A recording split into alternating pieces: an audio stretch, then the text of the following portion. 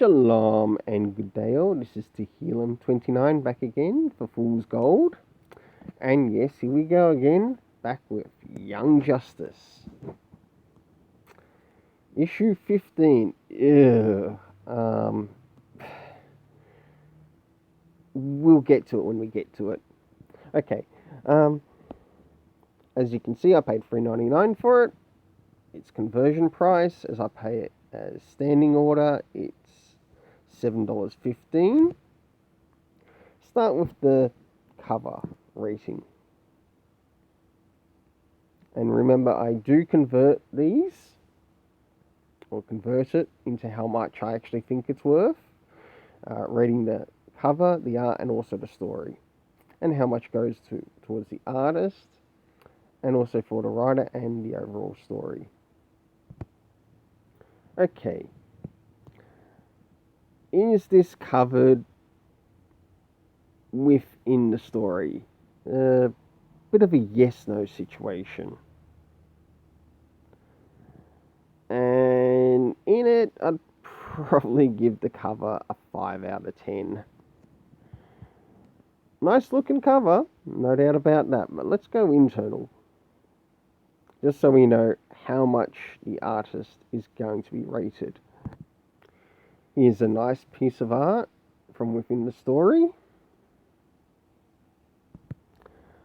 The art of this is brilliant, and I give it also 5 out of 10. But let's move on to my favourite little part, the story. Does this story cover my key things that I like to look out for? Let's start with the first things first. Location. Where the fuck are we in this story? It wasn't pointed out very clearly to the reader or to the audience. Yeah, there might have been yab and blab, but it still wouldn't hurt to point out the location of what happens within the story. What about time when this occurs? I got no fucking idea, to be honest. Yeah. What about comic references? Oh, fuck. None of those at all. Holy shit. This is terrible storytelling. Surely Brian Michael Bendis has at least one thing that I like to look for in my stories? What about cast of characters? Oh, yes. Only that. Yeah. Okay, but let's move into the actual story. Did it feel like it had an actual plot? Not really. Ooh, and this is why this is actually Fool's Bloody Gold. Story rating for this?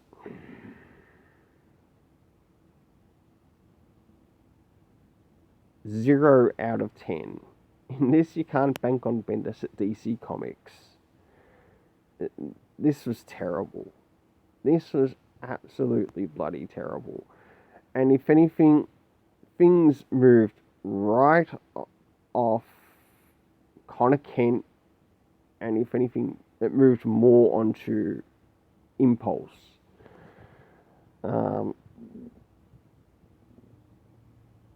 He just doesn't understand these characters.